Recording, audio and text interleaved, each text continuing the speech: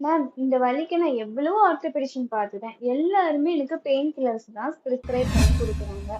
சரி, அந்த பெயின் கில்லர ஒரு 10 நாளைக்கு போட்டா, அடுத்து அந்த பெயின் திரும்ப வராதுன்னு நெனச்சா, அப்பயும் எனக்கு அந்த பெயின் வரும்.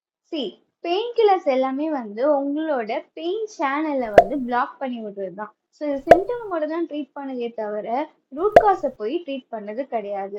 ஸ்ட்ரக்சர்ல ஏதாவது டேமேஜ் இருக்கா, ஃபேஷியா, மசில், லிகமெண்ட் இல்ல போன்ல ஏதாவது டேமேஜ் இருக்கா அப்படின்லாம் அது பார்க்காது.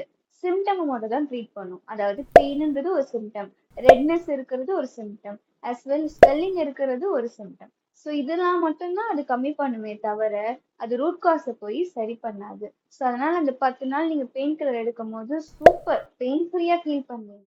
ஆனா அந்த 10வது நாள் முடிஞ்சு 11th டே ஸ்டார்ட் ஆகும் போது உங்களுக்கு பெயின் திரும்ப வரதான் செய்யும். அதுக்குன்னு பெயின் கில்லரே எடுத்துக்காதீங்கன்னு நான் சொல்ல மாட்டேன். எப்பயாவது டாலரபிளாவே இல்ல பெயின்னா நீங்க கண்டிப்பா எடுத்துக்கலாம். பட் பெயின் கில்லரை மட்டும் டிபெண்ட் பண்ணி இருந்தீங்கன்னா பெயின் சப்சைட் ஆகாது. ஸோ அலாங் வித் நீங்க என்ன பண்ணலாம், பெயின் கில்லர் எடுத்துக்கிட்டே நீங்க பிசியோ ட்ரீட்மெண்ட்ஸ் அட்டென்ட் பண்ணலாம். அப்படி இல்லைன்னா வேற சோர்ஸ் ஆஃப் தெரப்பி எல்லாமே அட்டென்ட் பண்ணிக்கலாம். பட் வெறும் பெயின் கில்லரை நம்பி இருக்கீங்கன்னா உங்க பிளான் ஃபெயில் ஆயிடும்.